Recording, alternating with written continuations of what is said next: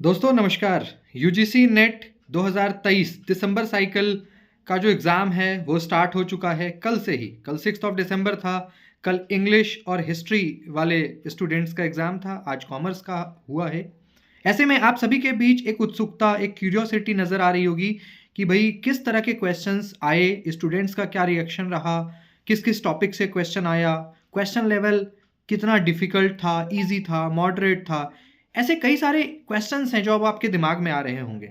ऐसे में कई सारे स्टूडेंट्स से मेरी बात हुई, कन्फ्रंटेशन हुआ, वन टू वन डिस्कशन हुआ, काफ़ी सारी चीज़ें सामने निकल कर के आई। मैं आपको बताऊं, आज और कल के पेपर के एनालिसिस के बारे में जहाँ तक की बात है, तो पेपर वन की बात करते हैं। गाइज, पेपर वन में आप सभी को पता है कि 50 क्वेश्चंस आते हैं and each question carries 2 marks.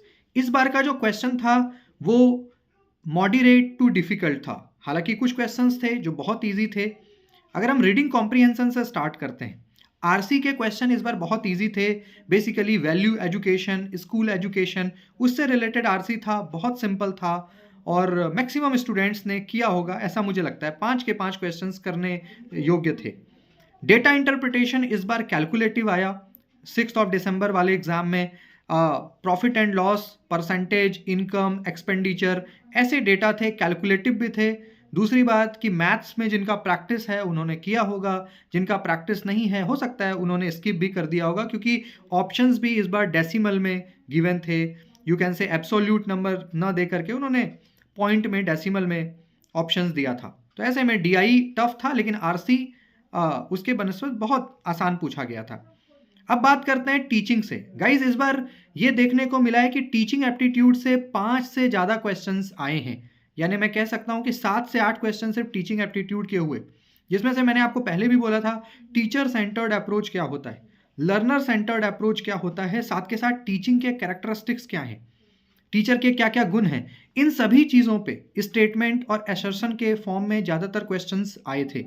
Research aptitude की बात करें तो 3 या 4 क्वेश्चन रिसर्च से भी आया, जिसमें आपका सैम्पलिंग से रिलेटेड कुछ क्वेश्चंस थे, कुछ आपके हाइपोथेसिस पे थे, कुछ आपका रिसर्च के डेफिनेशन पे था। लेकिन इस बार ये भी देखने को मिला कि गाइस ज़्यादातर जो क्वेश्चंस थे वो स्टेटमेंट और एसर्शन के फॉर्म में थे। यानी डायरेक्ट क्वेश्चन नहीं पूछा गया था, आपको स्टेटमेंट पढ़कर बताना था कि ये कितना सटीक है, सही है या गलत है, रीज़न स्टेटमेंट को डिफाइन ठीक कर रहा है कि नहीं कर रहा है। ऐसे क्वेश्चंस थे रिसर्च में भी, टीचिंग में भी। अगर हम मैथमेटिकल रीजनिंग की बात करें तो इस बार जैसे मिसिंग नंबर से हर बार रहता है, तो उससे क्वेश्चन था। कोडिंग डिकोडिंग से एक क्वेश्चन था जो बड़ा आसान था, +3 -3 ऐसा कुछ रिलेशन था, उससे क्वेश्चन थे। इसके साथ साथ गाइज एक क्वेश्चन इस बार कंपाउंड इंटरेस्ट का आया था। यानी पूछा गया था कि अगर 500 रुपीज़ को डबल करना है तो कितना टाइम लगेगा सीआई पे, कंपाउंड इंटरेस्ट आपको निकालना था। आप सभी ने ये टॉपिक पढ़ा है। इसके साथ साथ एक क्वेश्चन इस बार अर्थमेटिक प्रोग्रेशन, जिसमें आपको सम ऑफ नंबर्स निकालने थे, उसका आंसर 5050 करके आई थिंक ऑप्शन था, तो वो क्वेश्चन एक आया। यानी अर्थमेटिक प्रोग्रेशन से एक क्वेश्चन आपका आया। इसके साथ ही साथ स्पीड रिलेटेड टू ट्रेन, यानी ऐसा कुछ क्वेश्चन था कि एक ट्रेन है, उसको एक प्लेटफॉर्म क्रॉस करने में 10 सेकेंड या 20 सेकेंड का टाइम लगता है, प्लेटफॉर्म की लंबाई 100 मीटर है, तो बताइए ट्रेन का स्पीड क्या है। इससे रिलेटेड एक क्वेश्चन था, ईजी था, जिन्होंने प्रैक्टिस किया होगा मुझे लगता है रीजनिंग में वो क्वेश्चंस बना पाए होंगे। आईसीटी की अगर बात करें तो आईसीटी में इस बार क्वेश्चंस काफ़ी सारे थे, बल्क में थे। जैसे मैं आपको बताऊं कि मेमोरी पे था एक क्वेश्चन, तो जीबी और एमबी में था। यानी एमबी में डेटा गिवन था, उसको जीबी में कन्वर्ट करना था। इसके साथ साथ input device, output device, hexadecimal, binary to decimal, ऐसे क्वेश्चंस आए थे। बहुत टफ नहीं थे, जिन्होंने मुझे लगता है कि पढ़ा होगा, यानी पढ़ करके गए होंगे तो वो कर पाए होंगे। बाकी डायरेक्ट क्वेश्चन तो बहुत पहले से पेपर वन में आना बंद हो चुका है। जिन्होंने इन डेप्थ पढ़ा होगा, सिलेबस का नॉलेज होगा, वो कर पाए होंगे। जिन्होंने सरफेस लेवल पे पढ़ा होगा उन्हें काफ़ी दिक्कत आई होगी। पर्यावरण की बात करें, यानी इन्वायरमेंट, जो हमारा यूनिट नंबर 9 है, उससे इस बार मिलीनियम डेवलपमेंट गोल और सस्टेनेबल डेवलपमेंट गोल, मैंने कई बार आपको बोला हुआ था, उससे एक डायरेक्ट क्वेश्चन पूछा गया था स्टेटमेंट एंड रीजन के फॉर्म में। क्वेश्चंस ऐसा कुछ था कि सस्टेनेबल डेवलपमेंट गोल को विश्व के सारे देश एक्सेप्ट करते हैं, उस पर काम करते हैं, और ऐसा ही एमडीजी पे भी था, ईजी था, वो एक क्वेश्चन आया हुआ था। इसके साथ साथ एक क्वेश्चन आपका फिल्ट्रेशन से आया था, यानी वाटर के फिल्ट्रेशन का प्रोसेस, वो भी इजी था। देन आपका यू कैन से क्लाइमेट रिलेटेड क्वेश्चंस आए हुए थे। हायर एजुकेशन की बात करें तो मैंने जैसा कि आपको बताया था कमीशन पढ़ के जाने के लिए, तो हंटर कमीशन से 6 दिसंबर में क्वेश्चन था। इसके साथ साथ उसके बाद के शिफ्ट में कोठारी कमीशन से था, सार्जेंट प्लान से था। तो कमीशन से एक क्वेश्चन आना ही होता है, इस बार भी आया था, इजी आया था। इसके साथ साथ नालंदा यूनिवर्सिटी, उसको लेकर के एक क्वेश्चन था। एक क्वेश्चन था लाहौर यूनिवर्सिटी को क्यों इस्टेब्लिश किया गया, किसके बर्डन को कम करने के लिए। ऑप्शन में Himachal Pradesh University, Calcutta University, Madras University, Bombay University, ऐसे ऑप्शंस गिवन थे, जिसका आंसर हिमाचल प्रदेश यूनिवर्सिटी होगा।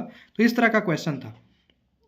इसके साथ साथ गाइज और भी टॉपिक्स पे अगर हम बात करें, जैसे लॉजिकल रीजनिंग की अगर हम बात करें, लॉजिकल रीजनिंग के अंदर स्क्वायर ऑफ अपोजिशन, कई बार मैंने बोला 2 क्वेश्चन डायरेक्ट आए हुए थे जिसमें आपको कॉन्ट्राडिक्टरी रिलेशन फाइंड आउट करना था। कॉन्ट्राडिक्टरी यानी all, some not, no and some, direct question आया हुआ था। इसके साथ साथ भारतीय दर्शन में न्याय फिलॉसफी, इससे क्वेश्चन था। हेतुभास जो मैंने आपको कहा भी था। मतलब अगर एक अच्छा एनालिसिस किया जाए as far as paper 1 is concern, तो question you can say 20% question easy थे, 60% क्वेश्चन मॉडरेट थे, रिमेनिंग 20% टफ भी पूछा गया था, यानी जिन्होंने बहुत पढ़ाई की होगी वही टिक कर पाएंगे। ऐसे में अगर आप मेरे से ये पूछें कि कितना क्वेश्चन कर पाना ठीक होगा, तो मुझे लगता है कि अगर आपने 50 में अगर आपके 30 एंड अबव मार्क्स जा रहे हैं, यानी नंबर ऑफ क्वेश्चन की मैं बात कर रहा हूँ, तो आप सेफ हो, आपने अच्छा परफॉर्म किया है। अगर आप 30 एंड अबव, अगर आप 34 एंड अबव जा रहे हो तो आपने बहुत बेहतरीन किया है। और अगर आप 25 एंड अबव हो तो हम मान सकते हैं कि एवरेज है, नेट होने के चांसेस दिखते हैं। तो ये एक एनालिसिस था। अब आगे ये प्रश्न आता है कि अब क्या करें। साथियों, आप सभी को पता है कि जून 2023 में फिर से ये परीक्षा होनी है।